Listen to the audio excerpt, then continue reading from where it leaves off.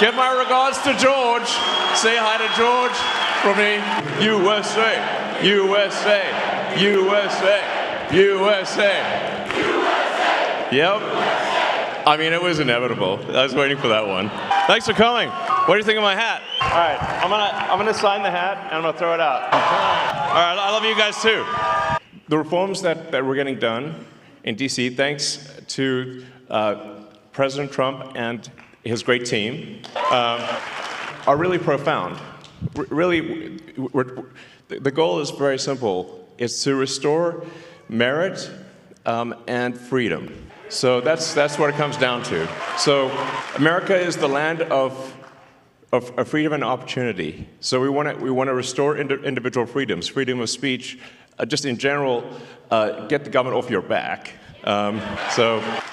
And then make sure that you succeed in the United States as a function of your hard work and your talent, and nothing else. So these are really noble and important principles. And also, and I'll talk more about this, all night really, as long as you guys want to hear about it. As you may have seen with stuff that we've posted on the Doge.gov website and the Doge handle on the X platform, there is a tremendous amount of waste and fraud in the federal government. Like, shocking, really. It's insane. Yeah, it's really wild. So, I mean, it was inevitable that at least a few Soros operatives would be in the audience. So, I mean, yeah, thank you. Thanks, guys. Isn't it shocking how much violence and hatred is coming from the left?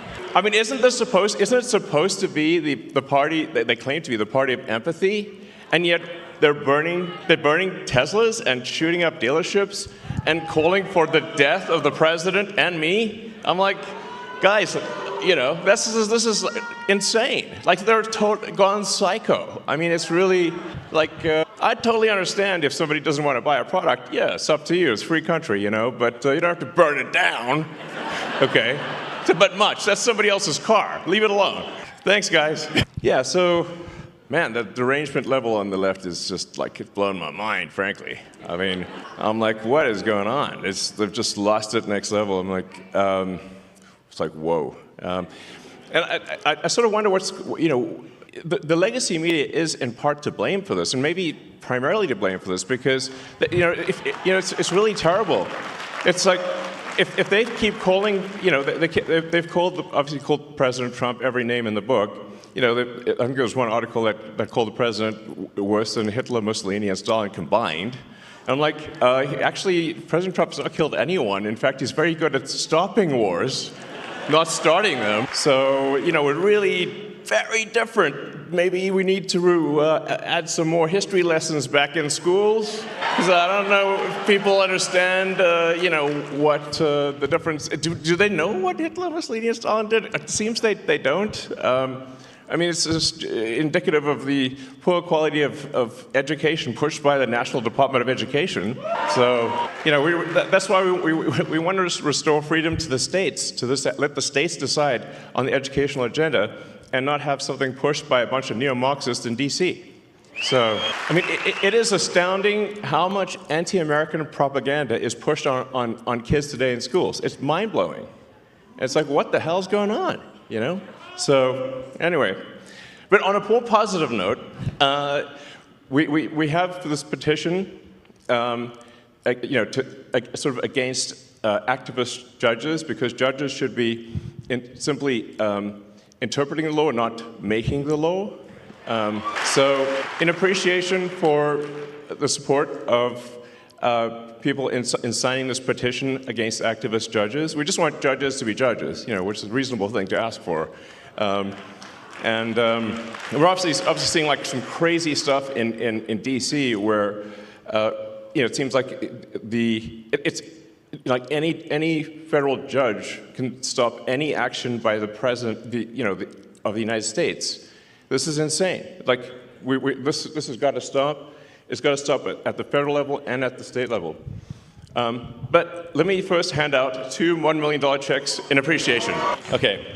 So the first check goes to Nicholas Jacobs. All right. Now, I should say that the reason, the reason for the checks is that it's really just to get attention. It's like we need to get attention, and it's somewhat inevitably when I do these things, the sort of it causes the legacy media to like kind of lose their minds, and then they'll run it on every news channel. And I'm like, I couldn't pay them it would cost like 10 times more, or, to get the kind of coverage that we get. So, all right, you can just, I guess, take it if you want. I think we'll get you a real one too. So, and then the second one is to Ekaterina, let's see, hopefully here. So, well, and like I said, this is just helpful for getting attention, and then like it's kind of fun to see the legacy media lose their minds over it too. So, love you too. So, yeah. So, let's see. Hello. Thank you. Congratulations. And there were quite a few death threats, I have to tell you. I was like, my security team said, well, it's actually gone down from yesterday to today. It went down from 18,000 to 17,000. So I'm like, oh, maybe it's getting better. But you can see like how crazy some of these people are. Look at the two sort of people that tried to assassinate President Trump. I was, and one, they both almost succeeded. So it's real. Like it's not like some imaginary thing. So with that, I think we can do Q&A if you guys would like to do some Q&A. And I'm happy to answer any questions. It could be, about Doge or whatever you'd like to hear about. Because I think if you ask questions that the public would be interested in hearing, then those snippets will go all over the place, and it will be helpful to the public, at large, and maybe even beyond our country. So let's see. Yeah, go ahead. We can just start over there. As AI continues to get smarter, won't it inevitably see through its creators' propaganda? Yeah, the question is, as AI gets smarter, will it see through its creators' propaganda? I hope so. I think you can sort of think of an AI as it is somewhat nurtured by its creator. So you have to say, what is the operating principle? What is the North Star of the AI? If it's a somewhat corporate AI, it could be like it's just trying to make corporations happy, or it could be, if it's particularly some of the AIs that are trained in like the city of San Francisco, it's going to have kind of a San Francisco bias to it.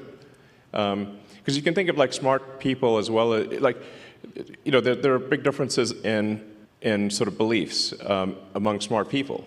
And so you can expect that there will be big differences in beliefs among AIs as well.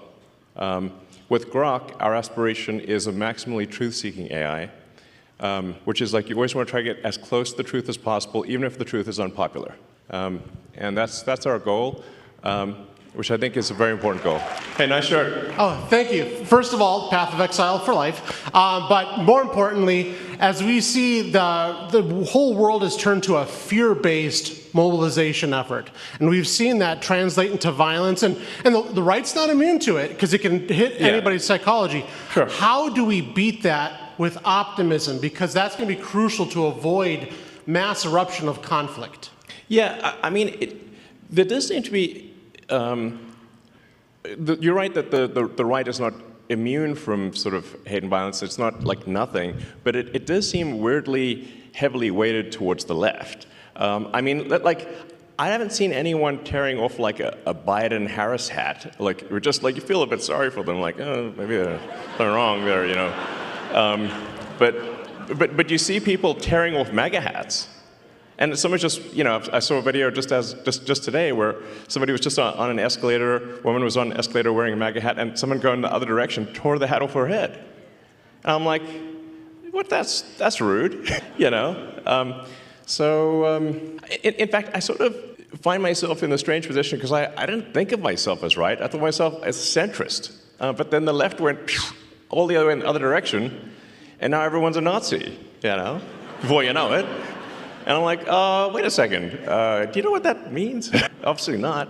So, but yeah, I think, I believe in peaceful discourse, and that we make arguments, verbal arguments, and the people decide which way they want to go. But we don't engage in sort of shouting people down or violence or burning things or shooting things. That's how democracy is supposed to work. It's peaceful discourse. My question is about USAID. Has the Doge team found any evidence that any of the radical left Democrats like Maxine Waters, Adam Schiff, Chuck Schumer have received money directly from USAID? And if so, will we be hearing about that evidence anytime soon? Yeah.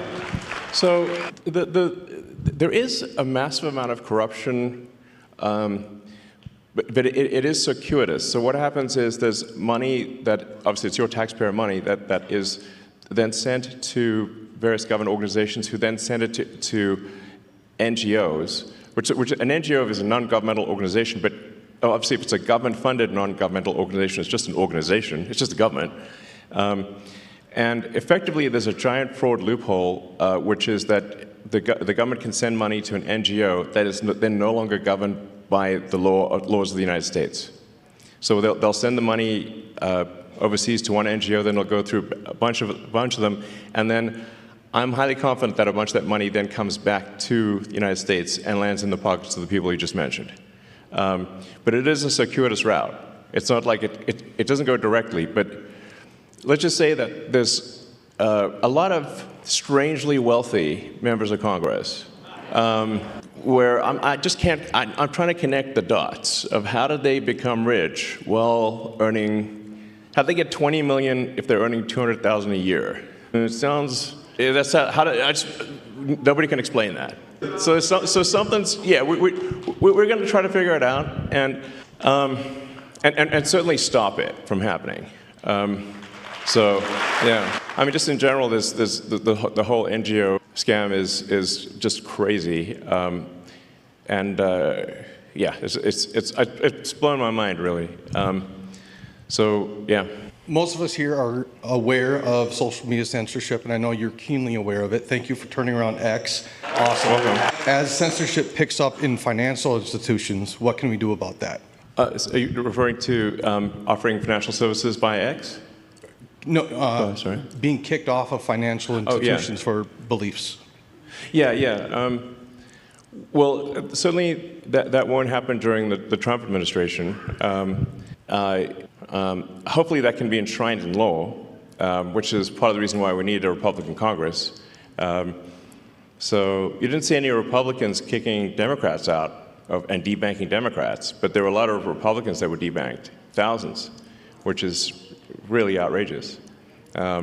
So I say it does seem kind of one-sided, you know, this like trying to ruin people's lives and financially and violent protests overwhelmingly comes from the left these days. You know, it's like, and whereas the right is polite, you know, and fair as far as I can tell. So, yeah, go ahead. Hi, sorry. Thank you for being here.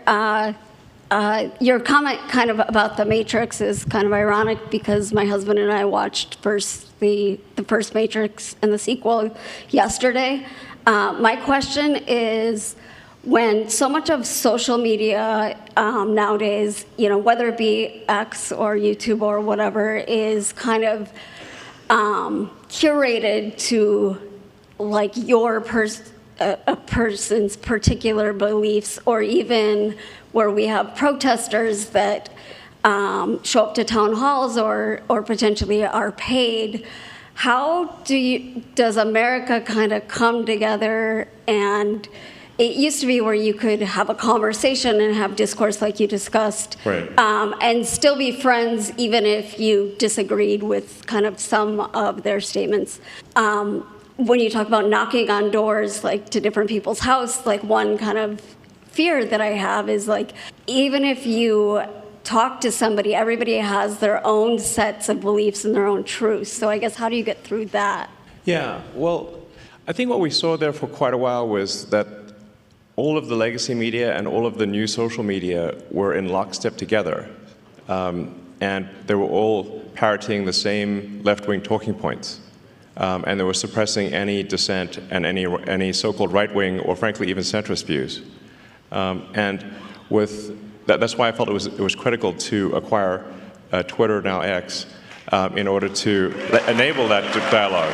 So it's certainly a step in the right direction, and I think you've seen now, once X was willing to break ranks and not censor Republicans, then you saw others also start to move in that direction. It looks like, for example, Facebook and Meta, they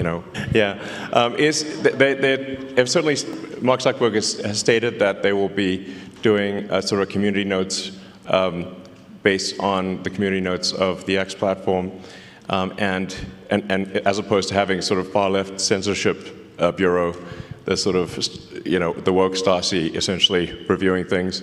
So that's a step in the right direction.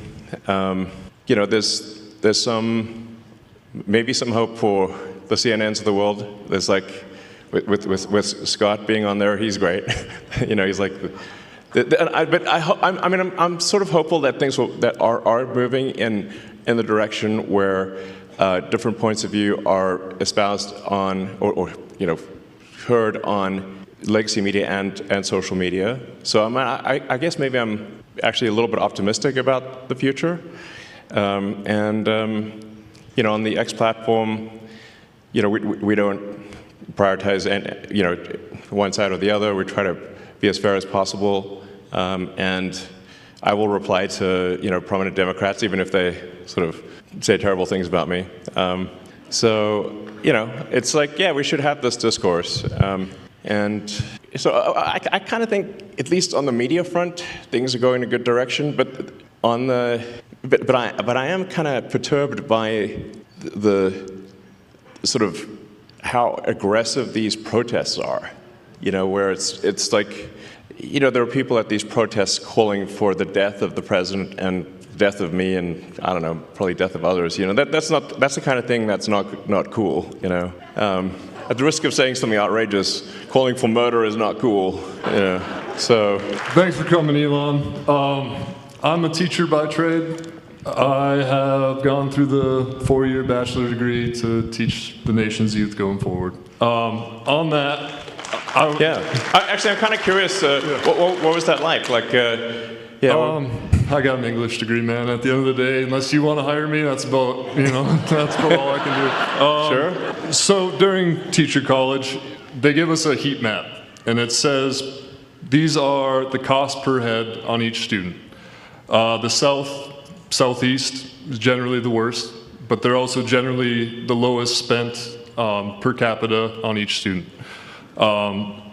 Beyond just that correlation of the one text I got in an education class, I wonder, with your investments in Khan Academy, with the advancement of AI educational tools where specifically you can get feedback and these students can get feedback. Yeah, absolutely. Where do we see 100 years from now? With all this technology? 100 years from now? How about 50? Let's start with 50. Okay. Jackpot. Yeah, exactly. Yeah. Hopefully we were like on Mars, so that would be really cool. So I do think AI can be incredibly helpful in teaching, because you can essentially set up each kid with like a personalized AI, and that AI can then answer questions for each kid, and that actually can be very profound in learning, because obviously if you've got a classroom of say 25, 30 kids, you can't like spend. It's literally impossible to spend time with every kid individually, or at least you can spend a little bit of time, but not. Obviously, it's a 1 to 20, 1 to 30 ratio. So, but what you can do is you can set them up with the AI, and then you can, if things get stuck or whatever, if you want to, you can essentially guide the orchestra that way, and I think it could be a very powerful learning tool. I personally enjoyed my English classes in high school, actually. Sometimes I wondered, why am I reading Charles Dickens? But there's some merit to reading Dickens, and many of the. I actually think that we should have a great canon of English literature, that kids do at least, some number of the significant works in the English language. So I mean, it seems like very obvious to me, but Another thing with regard to teaching is that I think teaching is a very important profession.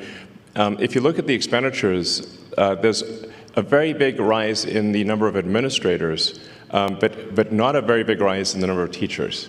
And so that's really the big factor, which is we should have more actual teachers. I believe in paying teachers well and having a lot of teachers, but we should say, why do we have so many administrators or non-teachers? So administrative expense has gone ballistic, but teaching expense is more or less flat. Doesn't make sense. So first, I would like to apologize to you on behalf of America for the idiots you have to deal with for what you're doing for us to improve our country. Second of all, my question is, what is your opinion on the Federal Reserve, and do you have any intentions of doing anything with them? And the Fed. Yeah, I don't know. I always wanted to say that, But I mean, I think there's like 20,000 people that work at the Fed. Seems pretty high. It's like there's a lot of people that work at the Fed, and it seems like, why do we have so many people at the Fed, and what do they do? And sometimes I wonder which one would win. The federal for interest rates, the board of the Federal Reserve, or a magic 8-ball. And I'm like, I think the magic 8-ball might win. So then I'm like, well, magic 8-ball is a lot cheaper. It's like you shake it, it says check back again later. I'm like, okay, same thing. But I think what really matters is that government spending is not far in excess of government revenue. That's a fundamental issue that we have, where we have a deficit of $2 trillion, and we have interest payments that now exceed the entire budget of the military. In fact, that was a big wake-up call for me, was when the amount of money that we pay in national debt interest exceeded the Defense Department budget. I'm like, the Defense Department budget is very big, and interest is higher than that and climbing. That's a disaster. So the very simple, straightforward goal of the Doge team is to get rid of waste and fraud. It's mostly waste. Or depending on how, I'd say it's probably 80% waste, 20% fraud, something like that. But it's $1 trillion, so that's still a lot. And it's got to be. We got another Soros sleeper agent there. USA, USA, USA. I mean, to be clear, the very simple thing we're doing, and we post everything publicly on the Doge website, which is just to look at every expense and say, is this actually a good use of your taxpayer dollars? That's it. It's not super complicated. And the thing that's pretty wild. This is why I say I used to be a Democrat, and so and if you listen to the speeches of Clinton and Gore in the 90s, when they were going on about reducing waste and fraud, it literally, you wouldn't be able to tell the difference if who said it, Doge or Clinton Gore. You can't even tell the difference. It sounds exactly the same. It's wild. We're really just trying to restore common sense to government and say, let's not waste your money, and let's make sure it's spent well. And that's it. And in trying to save $1 trillion of expenditures, what we're saying is, of the $7 trillion in government spending, let's see if we can make it 15% more efficient. And I'm confident that we can. That's actually not a huge bar, by the way. So, and when you see the crazy things that the government is spending money on, you can see a list of some of them. So I don't know if we should be spending money on transgender comic books in Peru. That doesn't seem like an ideal thing to spend your money on. Why would we do that? If somebody in Peru wants to do that of their own accord, that's fine. But it shouldn't be your money that does it. So we shouldn't be paying rent on empty buildings. I do think there is a role for government, but we just need to make sure we're just going through and saying and doing what I would call an excellent and necessary and reasonably trusted review of organizations and personnel. So is this person doing a good job? Great. Is the role necessary? If so, that's good. And are they reasonably trusted, meaning they're not a psycho? Like, we're not talking about like political affiliation, just that they're not crazy. What's wrong with that? I'm like, sounds super normal to me. So that's it. Now, in this process, one of the things that we've discovered, which is, I think, on the fraud side, which is a really big deal, is that the Democrat administration, the Biden administration, has basically taken every arm of the U.S. government and bent it towards creating a financial incentive for illegal immigrants to come to the United States. Now, this is every part of the government. So like Social Security, Medicaid, unemployment insurance, disability, even the IRS. So you can like fill out a fake tax return and say you need a tax, maybe I shouldn't tell people this, but it'll actually work. I mean, mostly. There's some chance you'll get caught, but if you fill out a fake tax return, you can just get a tax refund, even though if you didn't pay taxes. So we're trying to stop all these things, to say like, okay, well, let's stop the waste and fraud, and we also need to turn off the massive financial incentive for illegals to come to the United States and stay in the United States. And this is really the thing that is causing the Democrats to lose their mind, because they're actually spending, at this point, tens of billions to attract and retain illegals in the United States. It's really on that scale. It's a gigantic number. And the goal is to turn all the swing states blue. That means Wisconsin. So that's the goal. So with the asylum program, if they can get a green card within a year, and then they can get citizenship as quickly as 4 years after getting a green card. Because the first year of being an asylum counts for the 5-year citizenship waiting period. So this is a very big deal. A number of friends of mine have actually joined the government and in order to help with this process. And I'd like to welcome my friend Antonio Gracias to the stage. I think so. Does it work? I can give you mine. Does it work? It'll be okay. I mean, Buzz Aldrin's still alive, and he went past the belts. It'll work. Is this working? Yeah, it's on now, yeah. There you go. So, Antonio, can you tell us what you... Antonio is helping out with the Social Security. So just trying to review Social Security, where you may have heard that we found 20 million dead people marked as alive in the Social Security database. This is so crazy. And then you'll notice there's a strange trend here where how many Social Security numbers were issued. Do you want to? Yeah. So let me tell you what happened here. We started at the top of the system. You want to talk about a lot of maybe? We started at the top of the system, mapping the whole system of Social Security to understand where all the fraud was. And there's a lot of great people there that showed us really a lot of waste. And so that came up with a big list of stuff that we're working on. You've heard some of that already. But this is what jumped out at us. When we saw these numbers, we were like, what is this? In 21, you see 270,000 people, goes all the way to 2.1 million in 24. These are non-citizens that are getting Social Security numbers. Yeah, this is a mind-blowing chart. Yeah, this literally blew us away. Like, we went there to find fraud, and we found this by accident. And this isn't political, by the way. My parents are immigrants. Yeah, this country's been great to us. My brother and sister all born in Spain. I'm pro-legal immigration. This is not political. This is not political. This is about America and the future of America. And there are a lot of good people in the system that pointed us in this direction. I want to honor them right now, that work in the government today, who took risks to show us these numbers and tell us what's going on. Yeah. So I want to stop for a minute. I want to honor those people today. Very good people. Very good people. I have been from D.C. to Social Security offices to the border to track this down, and very good people have helped us along the way. I want to thank them. Yeah. This number, what this is when you come in the country, if you're illegal, there's a couple ways to come in. You come in through a port of entry, and you can tell them you're afraid, and they'll give you an asylum case.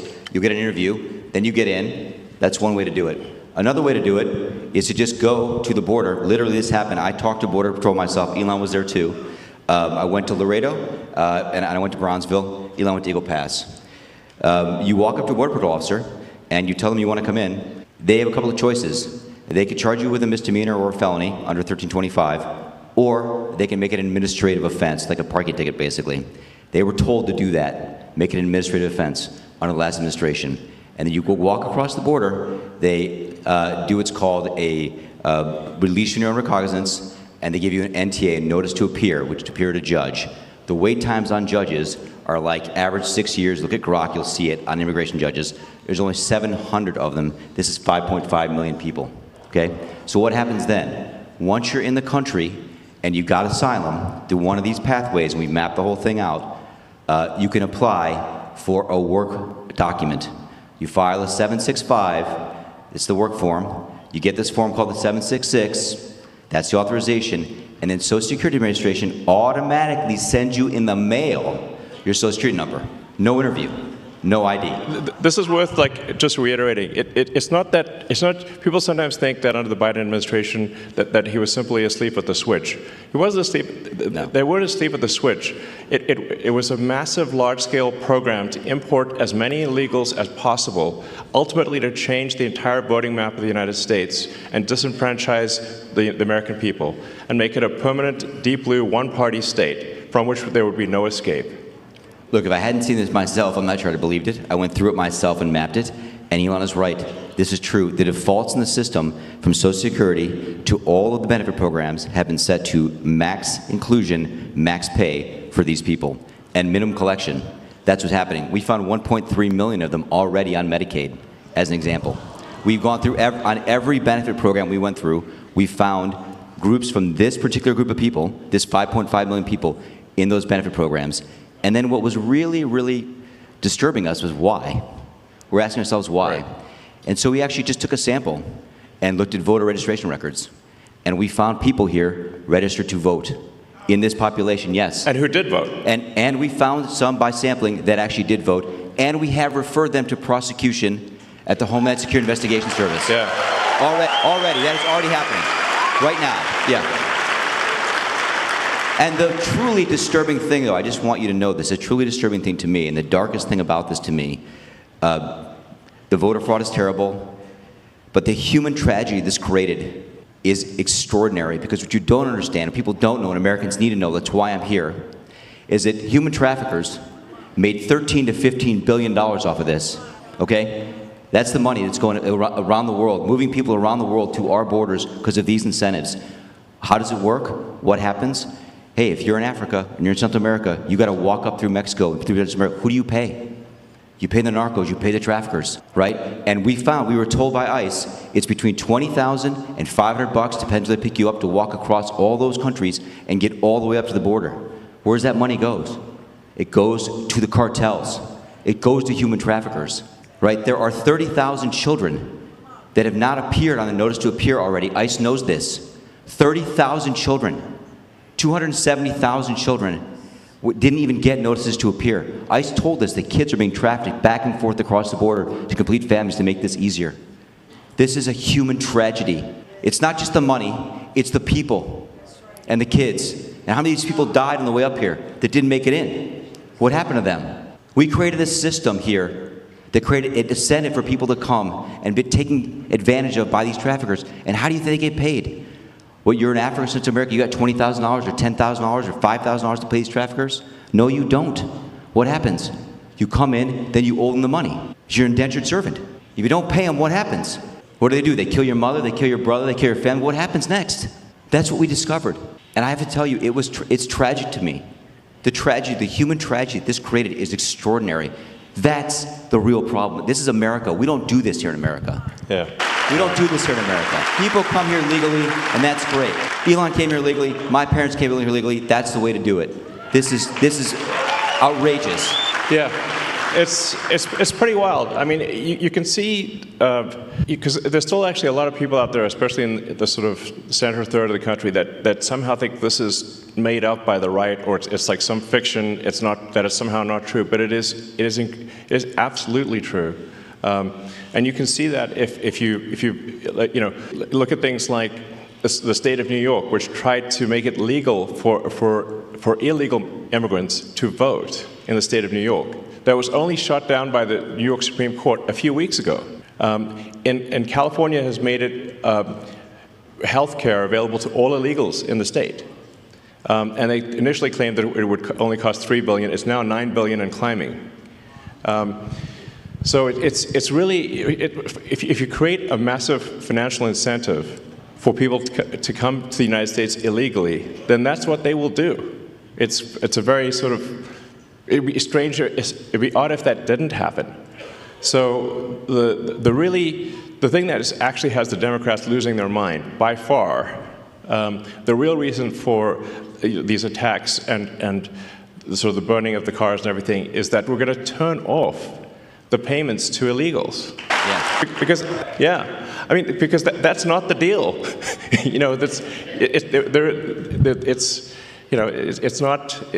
It's simply not right.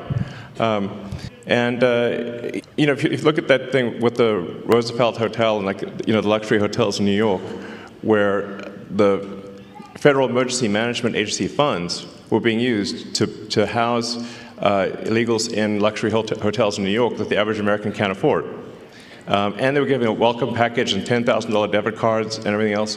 It's super real. I mean, I think it's the biggest voter fraud thing in history by far. And moreover, if left unchecked, it would have succeeded. As Antonio mentioned, the time frame for going from asylum to citizen is roughly 5 years. Yep. And so all of the people that came in on that chart that you saw, if the machine behind the Kamala puppet had won, then they change out the puppet, but it's the same machine. Then they would have actually legalized all those people, and there would be no swing states. And they added more. Remember, it was doubling every year. Yes. It went from 1 million to 2 million. It was going ballistic. It was going ballistic. And it is just, these people are just entering the benefit programs now, by the way. Right. We're seeing the ramp happen too.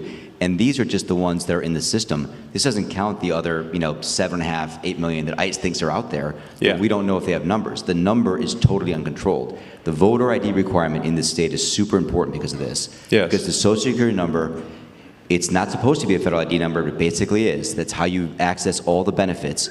This is why we need voter ID, because this thing is not secure. You could walk into a Social Security office today as an adult in America, and get a Social Security number enumerated with simply answering 6 or 7 simple questions and showing some forms of ID that are not federal ID. Well, you can just actually make it up. You can show basically like a fake utility bill, or you can show a medical bill and a school ID. Yeah, yes. Medical bill and a school ID, and you can get a Social Security number. Yes. And then from there you get on the voter rolls, and then yes. Basically Dem operatives will farm the vote. Yes. The problem with this obviously is that if you turn the swing states blue, then there are no swing states, and then we're in a permanent one-party system. And as soon as they win that, they'll have the House, the Senate, the presidency. They'll pack the Supreme Court. Then they'll double down on the illegals, just like California. So, we've already seen this happen in California. California is supermajority Dem. So, but at least California is held back by the fact that people can move out of state. Once you can no longer leave America, they'll be far worse than California. So the gravity of the situation is severe. Let's clean up Wisconsin voter roll. Yes. Yes. Absolutely. So, I mean, it's really simple stuff. Just having photo ID to vote is like you can't buy something at the liquor store, but voting is more important than buying a beer. So you're gonna need real ID to get on an airplane. You can't board a domestic flight. Yeah, and the same people who are saying that there should be no voter ID at voting stations demanded vaccine ID from everyone. Yeah. I'm like, that's weird, So it's really about just restoring integrity to the voting system, which really should not be a right or left cause, but a cause for all. Do we not all want integrity in the voting system? Of course we do. Yes, of course. Yes. So. All right, man. So, well, you're welcome to hang out and see. Maybe there's some questions people. Let's see. We'll go.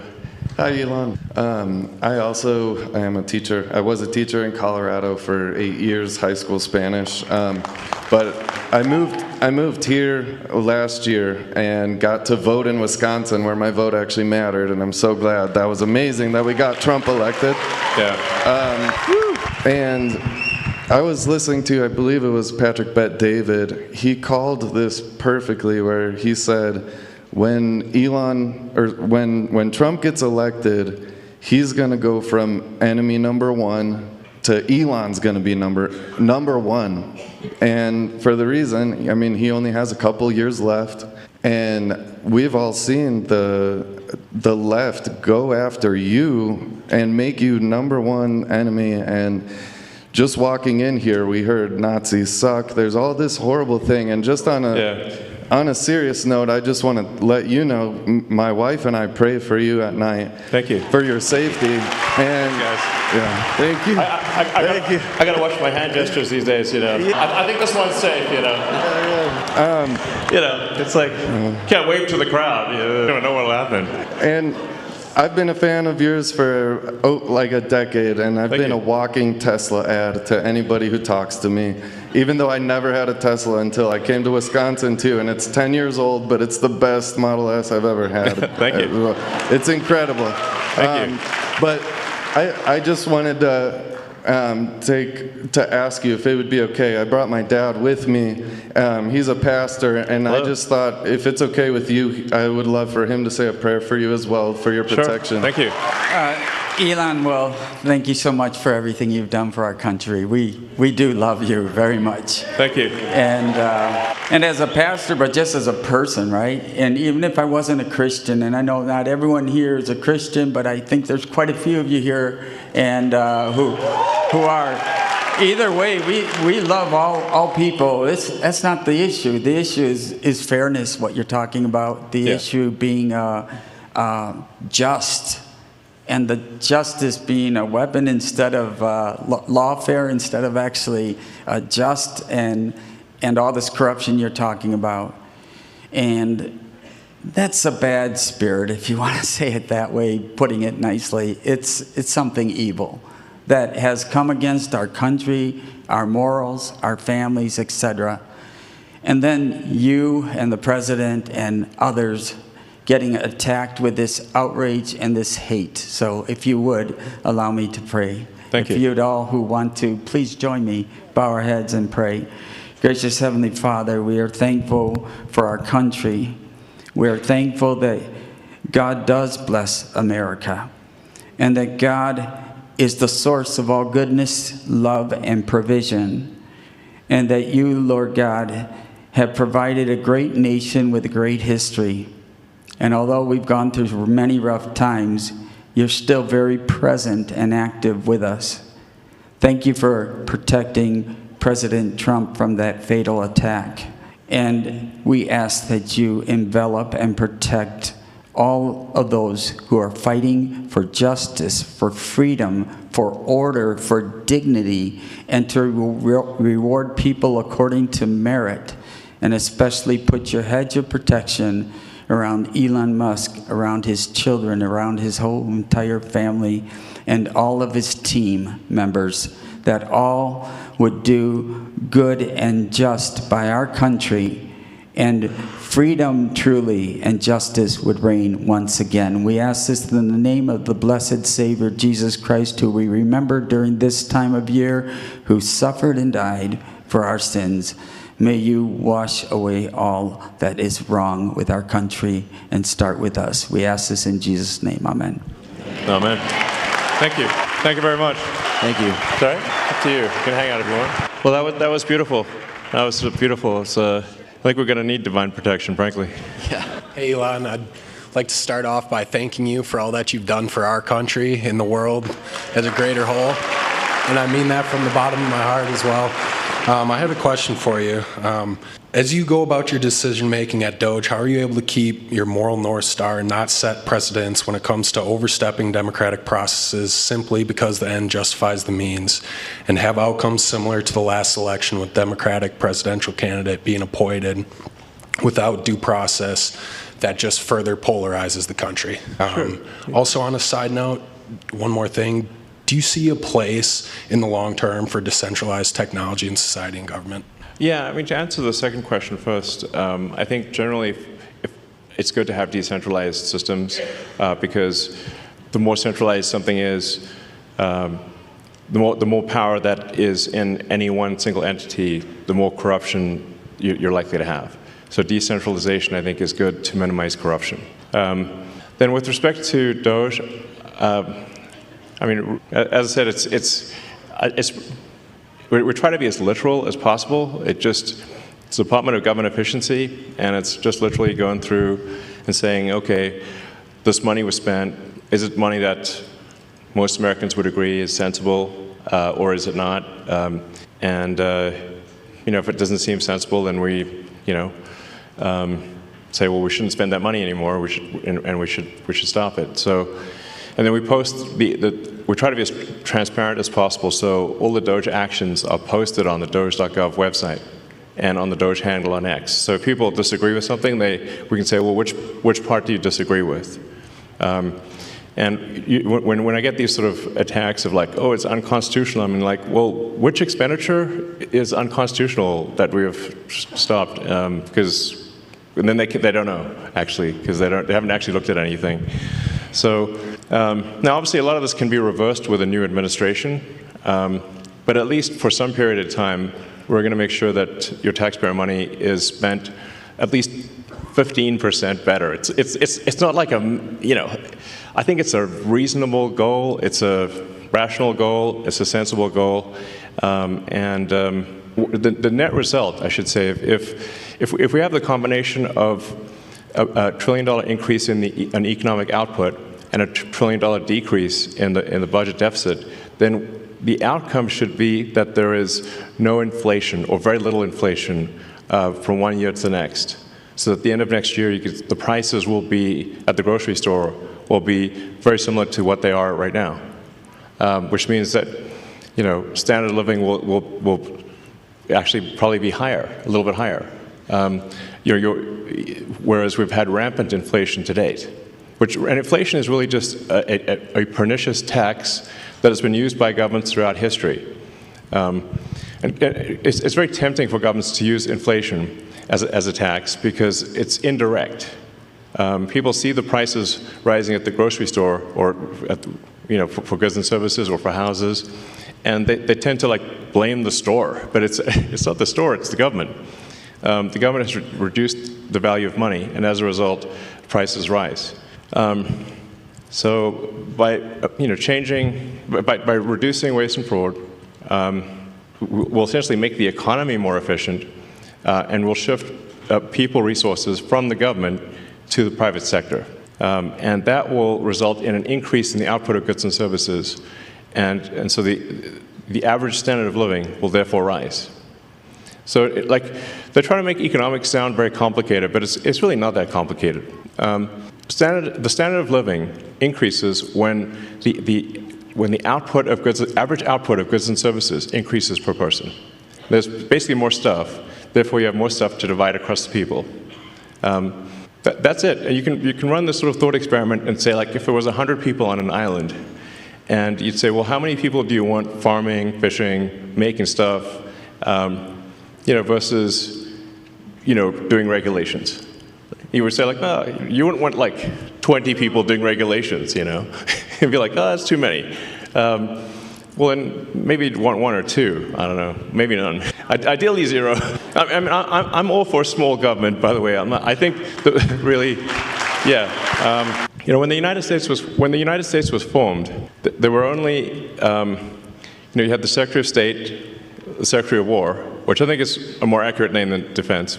But it was Secretary of War for a long time. And you had the Secretary of the Treasury, and you had the Attorney General. That was it. And if it were entirely up to me, I'd be like, let's make it like that again. Yeah. Howdy, gentlemen. I've got a quick question regarding government and transparency. Do you think Dogecoin may ever be used, or the Dogecoin blockchain to be used for maximum transparency? Well, the names are similar, but they're doing two very different things. In fact, I was going to call it like the Government Efficiency Commission, but that's a super boring name. And then the internet said, no, it needs to be called the Department of Government Efficiency. I was like, well, the internet is right. So we changed the name from Government Efficiency Commission to Department of Government Efficiency. But there are no plans for the government to use Dogecoin or anything, as far as I know. So that they happen to be similar names, but really it's just, we're just literally trying to make the government 15% more efficient. It's kind of like most of the work that's being done is, it's kind of like homework. It's not like, it's just work, you know? Frankly, it's like washing the dishes. It's not like, you know, it's a lot of it's not super fun work. It's just, you know, going through and looking at every expense and saying, why does this department have like 10 times more software licenses than people? That doesn't make sense. You know, why is the government spending $10 million a year on Politico subscriptions? That doesn't make sense. You know, like there's just one thing after another like that. It's like things that are just kind of boring. It's like a ton of boring stuff. Like you do hear about like the sort of weird stuff that makes the headlines, but most of the costs that are being cut are just very basic, boring things. It's like homework at scale is what I'd call you know, the Department of Government Efficiency. Elon, can I add something? Yeah, this question about transparency. I'm really selling it here. Yeah, no. I would say the principles that Elon has set out for Doge they begin with truth. Truth. Find the truth. Number one, find the truth. Why? The government's gotten so big that actually the people don't even know what's there. Yeah. They don't know the source of truth. So these licenses, it's not like people bought these licenses because they're bad people and they wanted to pay Microsoft. They just kept buying licenses because Microsoft gets selling them. I mean, it's that strange. Yeah, and we don't want to pick on Microsoft. It's like every software company, by the way. Any software company. Pick software company X. They bought these licenses because they just thought they should buy more licenses. There's more people coming in and there's no one there. People aren't coming back to the office, right? It's just finding truth. The number one principle is truth, and then transparency is number two, I think, on the list, right? So find the truth, make it public, make it transparent. And number three is, man, do it fast, make it efficient, and be urgent. Yeah. Those are the principles that Elon's put in the Doge. Yeah, it's worth pointing out, it's actually difficult you have to recalibrate how dumb things can be because it's the government. You know, frankly, it's like dumber than you think it could possibly be. You know, like for example, we found there were a whole bunch of what I call ghost payments going out, where the government contracting officer had retired or changed jobs or was dead or I don't know, they were not around anymore, and they forgot to turn off the payment stream to some company, and it's like leaving the money faucet on and you know leave the house, you know, and it's just the money faucet keeps going. And it's a pretty rare organization that will complain about receiving money. So organizations, so then you're like, is that waste or fraud? I mean, the government did send them the money, but they didn't deserve it. So then, well, okay, we should turn off the money spigot if the contract is over, you know, type of thing. So one of the things that we made a recommendation to the Treasury that the payment classification codes and the explanation for the payment be mandatory fields. Just have a name attached. So we could just ask the person who approved the payment, is this payment a good payment? Does this make sense? This is the kind of thing that is normal in, you know, for individuals and for companies, but that was not the case. So the reason why the government could not pass an audit was because the information did not exist that would be required to pass an audit. Like it was literally impossible because you just had all these blank checks going out with no explanation and no payment code. So how are you supposed to do an audit? It's literally impossible. So that's what I mean by like it's very basic stuff. Like we just want the congressional appropriation payment code to be mandatory, and a very short explanation. We're not even going to judge what the explanation is, but that there be any explanation at all and a name attached was revolutionary. My guess is this will probably save $100 billion a year, like a lot, you know. So maybe I can tell a little story from Social Security Administration that people might like to hear too, which is sorry. At Social Security Administration, they have passed their audit, actually. They've got, I don't know, about 100 material deficiencies, but they passed their audit. When we looked at the balance sheet, we found that $800 million had fallen off the balance sheet last year. $800 million. What do you mean fell off the balance sheet? It's exactly the question I asked, Elon. Thank you. Where did it fall to? My friend. Exactly, where did it fall to? So I asked the auditors to come in. It's like a comedy sketch, exactly, a comedy routine here. Where did it go? Exactly. But wait, where did it go? Exactly. So here's what happened. I asked the auditors to come in. I won't give the name of the auditors. Come on in. And I asked the audit partner myself, where did it go? What does fell off the balance sheet mean? Is that a gap term or non-gap term? I've been doing never heard that. What does it mean? Well, the payment plans, because under the last administration, you could pay if you got overpaid on Social Security, like if you were getting SSI or a disability and they paid you too much money, you got a job, it didn't tell them, they paid you too much money, they dropped that payment plan to $10 a month max. So the payment plans went out past the system date. So if I remember correctly, it was 2047. Payment plans out past system date. When it went past the system date, literally, it fell off the system. Okay. It disappeared. And the officers were supposed to, the technicians were supposed to put notes in the system that this was going to be collected. The notes were so bad, the auditors concluded this could not be collected, and we literally lost $800 million. Gone. Okay. And I said to the auditor, how could that possibly be? And she said, well, it's not really material. It's a $1.5 trillion program. I said, well, it's material if it's your money. Is it in the computer? It's not in the computer. It fell off the computer. Is it in the computer, like Zoolander, you know? Computer. It's in the computer. Disappeared. $800 million just disappeared. I mean, it's crazy. So there's it's one nutty thing after another like that. I mean, it's crazy. Anyway, we're just trying to basically fix the computers so that we know what the heck's going on. It's just like please. And you know, like I said, being fully transparent with the American people, so you know exactly what's going on, and just making sure that you know. Yeah. Anyway, money is not wasteful or fraudulent. You know, one interesting statistic was that 40% of the calls into Social Security were fraudulent. Like meaning that it was someone trying to get a Social Security payment that was going to a senior to go to instead to go to a fraud ring. So that was almost half of the phone calls were fraudulent. And probably the other half were people asking, what happened to my Social Security? This is true, actually. You know, like, hey, where did this is bananas. Yeah, I mean, we found this, actually, the people there at Social Security knew this was going on. And they had been complaining about it for a long time, and no one fixed it these were mostly criminal rings outside the country, in other places in the world that are jamming up the phone systems, calling in, using just these six simple security questions, because you can actually. This was how crazy it was. You could change your direct deposit information at Social Security by simply answering 6 questions on the phone, like your mother's maiden name, your date of birth, etc. Like stuff you can find on the internet. Easily found on the dark web. That's why it was so easy. It was a huge, huge exploitation, super open door. I mean, the bank vault was open, and the criminals ran right in and took the money, and they took it away from our seniors, right? So what happened is, if like my dad's 84, he'd go get his check supposed to be in the bank account, wasn't there, then he's got to go through a whole process to get the money back from the government, which takes a long time. It's the government, right? So we put in a very simple 2FA system. All this nonsense you see in the media about, we turned off the phone lines, whatever, not true. All they did actually, we recommended to Social Security that they put in a very simple 2FA system, and they will two-factor authentication. Two-factor authentication. They same kind of thing you do at the banks. Like, pretty simple. You have a bank account, you do this, and you know what? They did it. They said, yeah, you're right. We should do that. They went and did it. Good for them. They did it. No one had the will to do it. They did it, and they're going to keep increasing security. We've gave them a lot more recommendations, and they're on the road to increase security, stop all this nonsense. So our seniors and our people that are disabled don't get stolen from.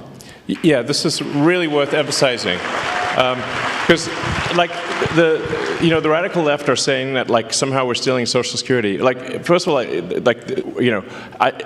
I don't need the money. Okay. In fact, it's costing me a lot to be in this job. you had like Tim Walz dancing on stage showing a chart of Tesla stock, which is a really awful thing for him to do. Because what they're trying to do is put massive pressure on me and Tesla, I guess, to I don't know, stop doing this. It's my Tesla stock and the stock of everyone who holds Tesla went roughly in half. I mean, it's a big deal. So not only am I not getting I'm not getting paid, definitely not stealing money, and would never get away with it. But the value of my Tesla stock is in half. So this is a very expensive job, is what I'm saying. But I think it's you're welcome. Thank you. Thank you very much, guys. But long term, I think Tesla stock's going to do fine. Maybe it's a buying opportunity. But the actual thing we're doing is making sure that people do get their Social Security and that it doesn't get stolen. 100%. Yeah. Sorry, go ahead. Hi, Elon. I got a question for you about Dodge. Great shit. Everybody in this room has got a bunch of money sitting in a bunch of little boxes in a bunch of different states. And it turned into crickets when you brought it up online that you were going to go check our gold. And I'm worried about the Democrats and Joe Biden's last administration with the money not being there. Did you get blocked, or are you still able to go check that? Sorry, I'm not sure I understand exactly what you're referring to. Fort Knox. Oh, Fort Knox. Oh, yeah, right. Oh, yeah. Well, that's up to the president, of course. But I think it would be, I think it would be awesome to live stream Fort Knox. I mean, that would be really fun. And after all, it is actually the gold of the American people. So the American people should, it seems to me, have a right to see their gold. Hopefully it looks really cool.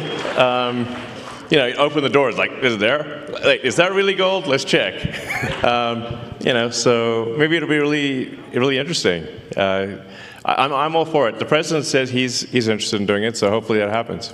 So, all right. Good evening, Mr. Musk. How are you? Good. How's it going? Good. My name is Vito Gabriel. I'm 18 years old. This is my first election that I'll be voting in. So, great. Very exciting. Oh, actually, that reminds me. So it is actually possible to both register to vote on Tuesday. If someone has not registered to vote, they can register to vote in Wisconsin, and they can vote the same day. Yes. So even if somebody's not a registered voter, you can do everything on Tuesday. Yes. So, a bit of backstory. When I was younger, 8 years old to be exact, my father put me to work in my family's restaurant. And it led me to want to start my own business and to be successful just like you. And in my opinion, you're one of the most successful businessmen to ever live. And so what advice would you give to young entrepreneurs who want to start their own businesses and give back to this great country? Well, sure. Well, it is very, very hard to start a business and have it succeed. It is true that most businesses that start do not succeed. So, I mean, I guess I'd really just say, if there's a product or service that you think is really needed, then you go out and you make that product, or you produce that service, offer that service, and try to be as useful as possible. Really, it's like whether it's a great restaurant or store or a technology company or whatever the case may be. It's really just like, are you doing things that are useful to your fellow human beings? And if you are, then I think the company will be successful. So that's really what it comes down to, is just being useful. Like, people ask me, like, what's the top advice? I'm like, try to be useful. It's actually very difficult to be useful. But I have a lot of admiration for anyone who just does an honest day's work, making products or producing services for their fellow human beings. That's what a company is. That's it. So, but it is hard.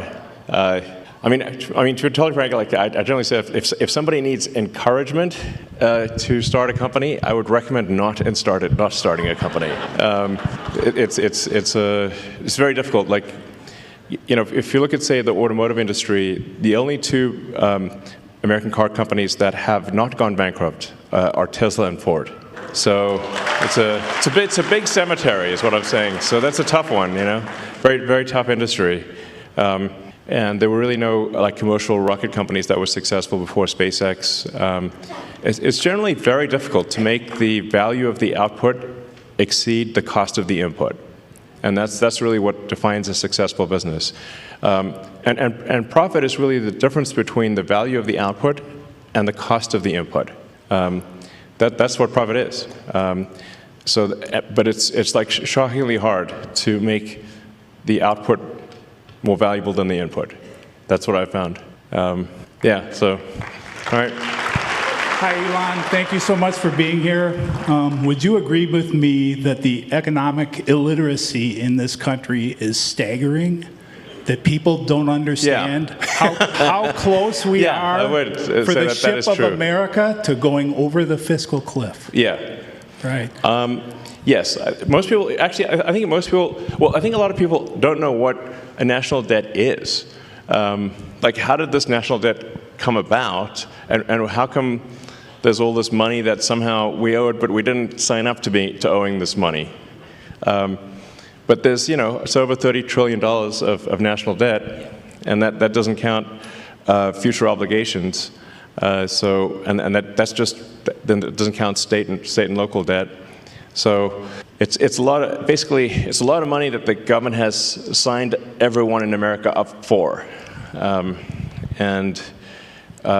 Yeah, so there's, if we don't do something about it, then eventually there won't be any money for anything. We'll just be paying interest. You know, a company, so I should say, a country is much like a person. It's just bigger. A country is a collection of people. But just like a person can go bankrupt, a country collectively can also go de facto bankrupt, essentially by diluting the currency to where it's worthless. And that's where we're headed unless we are, you know, to take immediate and dramatic action with respect to government spending. We're in deep trouble, basically. You've seen this in places like Venezuela, Elon. Yeah, exactly. So you've seen it in a lot of countries where it's, things have gone to hell in a handbasket, and it's like we just need to not do that, you know. So if the ship of America sinks, we all sink with it. You know, this is something that I try to tell people in the sort of commercial sector, that like you're not going to, your company's not going to make it if the ship of America sinks. So we all got to, like, you know, work together here to make sure it does not. Yeah. Antonio, feel free to ad-lib as you wish. This is the only place left to go. That's great. Right, exactly. I don't think we can run off to some other country and be okay. It's America, you know, I will die in America. I'm not going anywhere. I will too. I mean, I might go to Mars, but that will be part of America. Yeah. Hi, Elon. Thank you so much for taking the time out of your busy schedule to be here today with us in Green Bay, Wisconsin. I just want to say that Doge's findings demonstrate to the American people that the government clearly does not care about our hard-earned tax dollars. I'm only 26, but I can imagine it's frustrating for people who have worked their entire lives to see their tax dollars going to fraud, waste, and abuse. And you alone have contributed so much money to our government via taxes, so thank you. You're welcome. But I'm sorry that your money's not being spent very well. You've clearly shown your leadership and team is capable of transforming our government into something better than what we see today. I just want to say I'm sure I'm not the only one who's wondering, but we know that Doge has found quite a bit of money, and we would like to see some of that returned to the American people. Do you have any information on when Doge checks would be written or sent out? Sure. Well, I guess we need to be successful at scale. We've made a lot of progress, but there's still a tremendous amount of work to do. Effectively, as government spending is made more efficient and spending is reduced, the tax by inflation is reduced. So one way or another, you will effectively be better off if resources in the United States are not wasted. And it's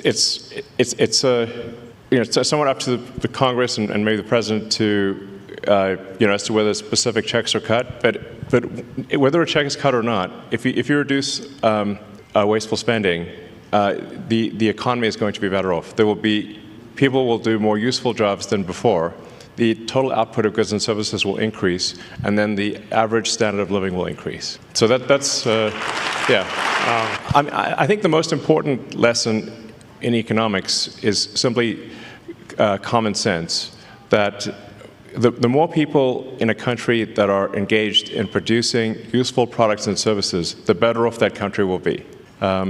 Like you could run the sort of thought experiment to say, in the limit, if we moved everyone in the car industry into the DMV, there would be no cars, but there would be a lot of regulators. So then you say, well, okay, well, then how many people should be in the government versus not government? And generally, I think you want to minimize the number of people in government. There's still, be a lot of people in government, but you want to keep that to a minimum and move people from low to negative productivity roles to high productivity roles in the private sector. Yeah. Okay. Hey, Elon. So the first time I heard about population collapse, I think was from you on Joe Rogan. I grew up in the generation where it was very overpopulation, global warming. A lot of people don't want to have kids. My wife and I just had our first. She's a year. Hi, Amelia. Hi, Jen. Thank you. And I'm finding out very quickly a lot of these things I was told about having kids, losing personal freedom, it's well worth it. I mean, I would recommend it to everybody, as I'm sure you would, and we've Absolutely. heard. I mean, I've been banging the baby drum for ages. Yes. So my question to you is, what's the most surprising and fulfilling thing you've learned from your kids? Especially we've seen you around X all the time with Trump. So what's your most fulfilling thing you've learned from having kids? X is in the back there. So hopefully he's watching this. Hopefully, I think I think nothing makes you happier than kids. Really, is the truth of it. So, kids are my greatest source of happiness, and I really encourage, as Antonio knows, I've encouraged all my friends and everyone to have kids. It is concerning. The United States has been below replacement rate. The birth rate in the United States has been below replacement rate since roughly when I was born, around 1970, 71, thereabouts. And I think last year was the lowest birth rate on record. It was very low. And then we're seeing this trend in almost every country on Earth. This is worrying because it's like, well, if something doesn't happen, humanity is going to disappear. So it's, I think, very important to have kids. Kids will make you very happy, and there's also we got to keep humanity going here. No humans, no humanity. It's like you practice what he preaches too, by the way. He's having lots of kids. Sorry? You practice what you preach, and yeah, for sure. And he tells all his friends to do it too. I can tell you that for sure. For sure. Yeah. So, all right. Hi, thanks for coming. My name's Adam. I'm a postal worker. I'm wondering if you could give some insight into some of the reforms or changes that DOGE might be looking at for the Postal Service. Well, actually, perhaps I can ask you what should DOGE be doing with respect to the Postal Service? I'll write you a letter. Okay.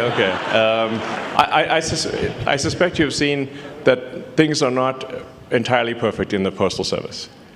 Yeah. Yes. So, I mean, obviously, it's delivering mail and packages is very important. There's a reason for why the Postal Service was created. But I haven't really had a chance to look at the Postal Service yet, but I have a little detail on the analysis if you want. Do you do? A little bit. Okay, sure. Yeah, I mean, I wouldn't say that, I want to be very general here, but there is this thing about, you could tell us, there's this thing about large volume users of Postal Service versus small volume users, right? So some company, please. I've heard of that, yeah. Yeah, I mean, you probably see it, right? You see, there are some companies in the world that use Postal Service a lot and pay the same rate as everybody in this room that uses it a little bit. Does that seem fair to you? You see it on the front line. I can't really say. Well, he can't say because he works there. Oh, you work there. Okay, doesn't seem fair to me. I don't work there. So I mean, there's a bunch of questions about this people are asking that I think are interesting in the analysis. And when you look at the source of truth and the data, and you make that transparent, I think it's going to be obvious what the right answers are. Yeah, it seems like some companies are not being charged the right amount for package delivery. And there's probably more administrative overhead than there should be, would be some safe guesses, I suspect. Those are good guesses. Yeah. Yeah, good guesses. All right. How are you? Yo, good. Hey. How's it going? It's Adam, your #1 reply guy on X. I'm here with Scott Presser. It's good to finally meet in person. Cool. So I'm glad you like a lot of my stuff. Yeah. You're constantly replying to my stuff, liking my stuff, and I love to create material because I'm a former Democrat myself just like you. Yeah. And I want to help bring over moderate voters from the Democrat Party who are disenfranchised. Yeah. And I'd love to be able to create more content to help you out, to help us win more elections, to win the midterms for 2028 and on Sounds and so good. on. Would I be able to get a follow from your main because you follow me from your old cyber gamer? Oh, I did. Okay. At this point, yeah, sure. I'll do that. Sure. I mean, it's right now. I used to only follow maybe a few hundred accounts, and it was possible to read most of what they posted. But now I think I follow like 1,100 accounts, which makes it impossible. So like it's just like I can only see a few things that people post at random, essentially. Yeah, but I'm trying to digest as much information as my human brain can manage. But yeah, thank you for your engagement, and just in general, like trying to report on what's really happening is great. Thank you. Mr. Musk, thank you so much for being here and bringing attention to what's going on with our Supreme Court here. It's very important, and I think it would have gotten no attention, not even half of what it's getting now, if you hadn't stepped in for good or bad, the negative press and good press. We thank you for that. Exactly.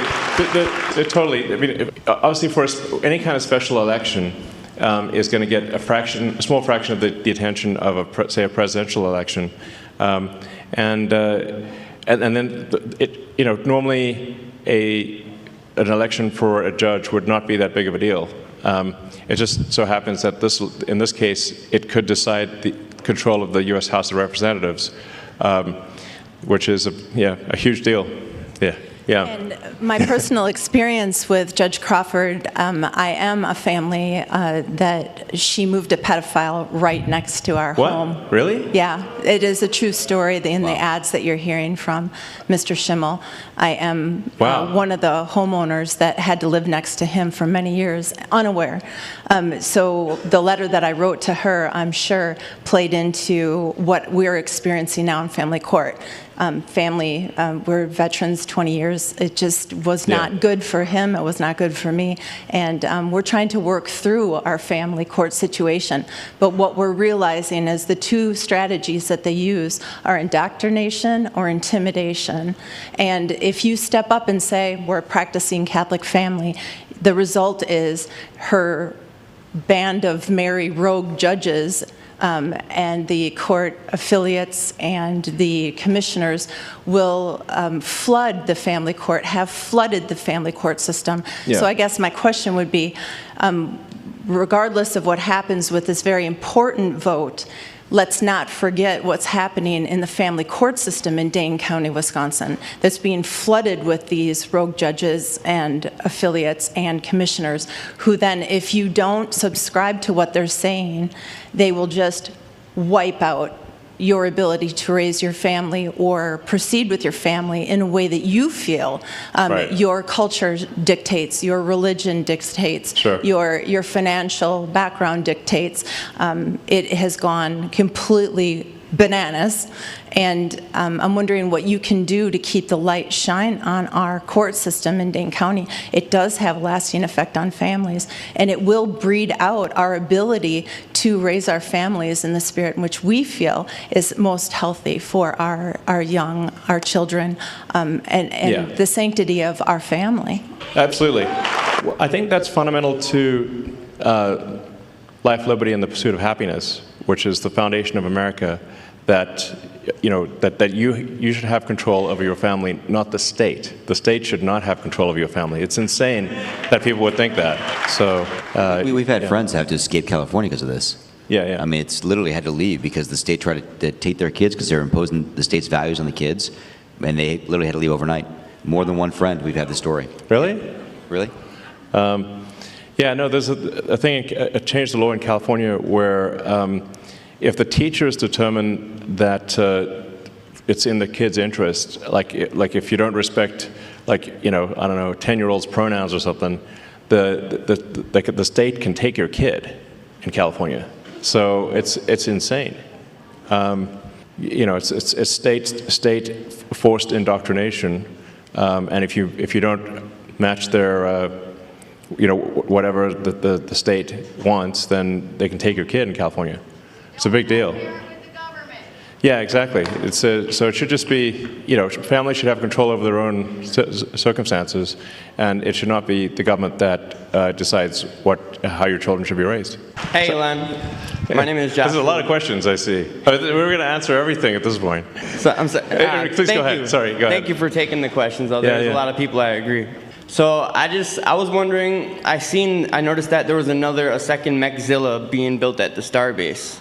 Are we going to go for a launch for the Artemis mission coming up? I mean, that's a very sort of space question. So there are 2 towers in South Texas, and then we're planning to build 2 towers at the Cape in Florida, and then probably some more elsewhere in the future. But there'll be twin towers at the Cape and twin towers in South Texas, the Starbase. So, all right. Hey, Elon. Good to meet you. Thank you for everything you're doing for the country and the world. Yes, thank you. I have 2 questions. They asked me to keep it short. Sure. When do you envision solving blindness and bringing that to the masses where it'll be for everyone? And the other is, is robotaxi on schedule? Yeah. Well, there's certainly a wide range of questions tonight. Yes, so for Neuralink, we've actually had, Neuralink has had in monkeys a working device we call BlindSight, where it's been working well, and monkeys are healthy for a few years now. And we're hoping later this year to do our first device implant for human enabling someone who is completely blind to see. It's going to be low res at first, like Atari graphics, so I want to set expectations appropriately. So it'll start off with like very low res, but then over time, I think eventually the implant would enable vision that is like superhuman. So that'd be pretty cool. And then things are currently on track to do unsupervised full self-driving in Austin in June. So I think we probably we'll take maybe 4 more questions, so just 2 from that side and 2 from that side, and then we'll call it a night. So go ahead. Oh, thank you so much. First of all, you are beyond absolutely legendary and an absolute true hero, so thank you so much for everything you're doing, achieving, accomplishing. You've done so many impossibles. It is astonishing. Thank you. But my name is Brian Wright, and I've been filming from last year all the way into this year a docu-series on finding peace. And during this election year, the episode was how many lines do we actually need to cross in order to be able to find peace? And I wanted to ask you, where do you feel like we are in this divide? Are we so far divided as to where there's no coming back to the middle, or where do you see us being? Yeah, we should restore the Smith-Mundt Act so that the government cannot spy or issue propaganda to the people.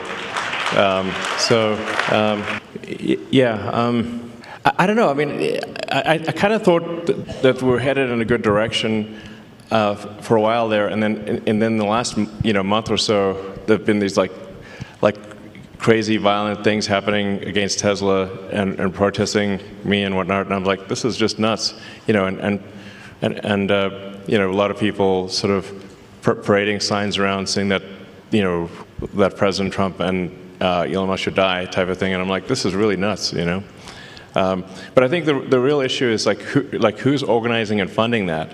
Like the same people that organized and funded the infiltrators, who are the hecklers earlier tonight. So it's whoever they are, And I guess we know some of their names, but it's really, Soros and a bunch of others.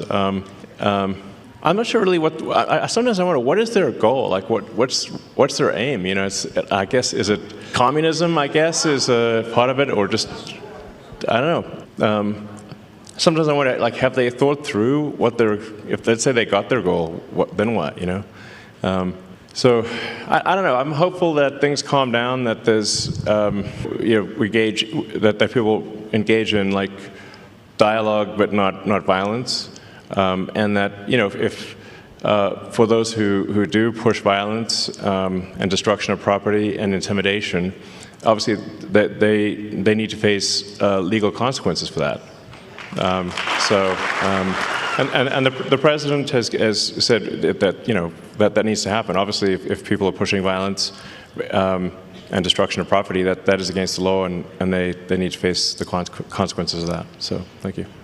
Yeah. Thank you, Elon. I constantly hear that the DOGE efforts are going to do things like take away Social Security payments and reduce other government payments like that. You've touched on it tonight, but. Yeah. Can you you've discussed this at length over the last few months, but can you talk again about how the DOGE efforts are actually going to affect things like the payments and other programs like that? Yeah, I guess it would be helpful because, so I can just state it as crisply and clearly as possible, that DOGE will absolutely ensure that people get their Social Security, make sure they get their Social Security, make sure they get their Medicaid, and will not be cutting any legitimate payments whatsoever. Crystal clear.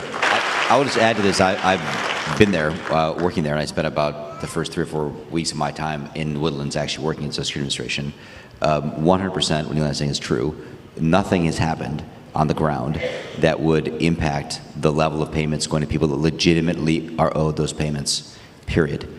A lot is going to happen to people that are stealing from the system. Yeah. They're not getting the payments. And you know who's screaming? They are, because they're committing fraud. And we should take that away from them, because they're stealing from all of us in this room and our parents. And they're going to scream loud, and it's going to get louder. But thank you for asking that question, because it is something that, as obvious as it sounds, it's a great question, because we just need to be very crisp and clear. DOGE will make sure you get your Social Security. DOGE will make sure you get your Medicaid. There will be no cuts to legitimate payments whatsoever. I'd like to go last, if it's okay with the other gentleman. Would you like to go, sir? No. Please go. Thank you. Mr. Musk, thank you so much for coming to Wisconsin. I just want to thank you for calling out bad ideas on X. You do that like every 30 minutes, and if I don't see something, I'm like, wow, Elon okay? Yeah. And we all know that ideas have consequences, and bad ideas have victims. And thank you for speaking up for victims. And a few nights ago, when you spoke with Brett Baer, when you were being interviewed, and he asked you, what keeps you up at night? And like that other question, you answered, and you paused, and it was depopulation. And I was waiting for you to say, like, oh, the death threats against my life, or the national debt, but depopulation. Depopulation is a really big deal. It's not on people's radar. Why is that? Well, I think we haven't yet evolved to deal with depopulation. I guess it's something we better evolve to deal with, or we're going to disappear. And once the depopulation ball starts rolling, it seems to gather up speed. I mean, you can look at sort of cases like Korea and Japan, which are, much further ahead or behind, depending on how you look at it. But like the population decline there is much worse. Japan is an absolute population decline, so they're losing about, I think, roughly 1 million people a year population, and that's going to accelerate. Korea has only a third replacement rate, which means that in 3 generations, the country will be 3 or 4% of its current size. Like basically, all that'll be left is a small portion of the capital city. And I keep waiting for the birth rate to turn around, but it doesn't. It seems like population collapse accelerates. That's why I think it's a very serious matter. If you believe in humanity at all, you should care about this a lot. And then, that's sort of, but that's a sort of long-term thing. And the short-term thing is that America needs to be financially solvent.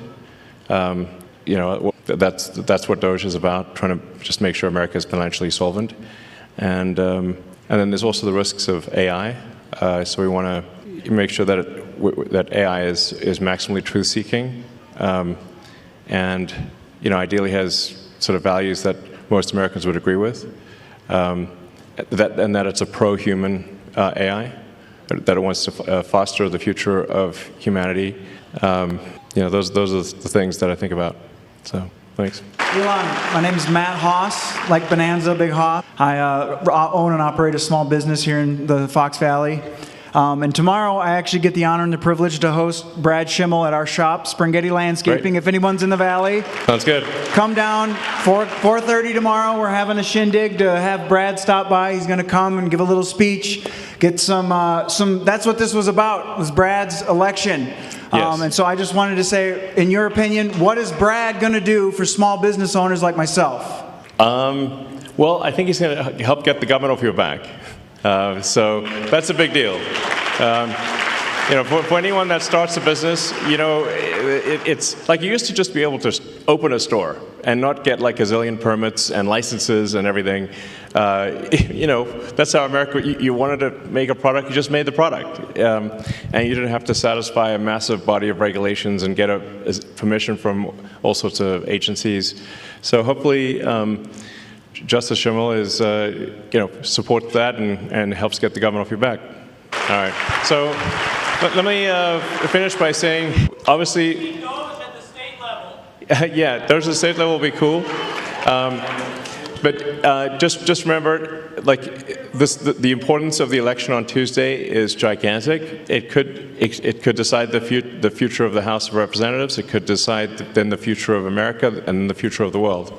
So it's absolutely critical that you need to just drag friends and family to vote on Tuesday for Justice Schimmel and for voter ID.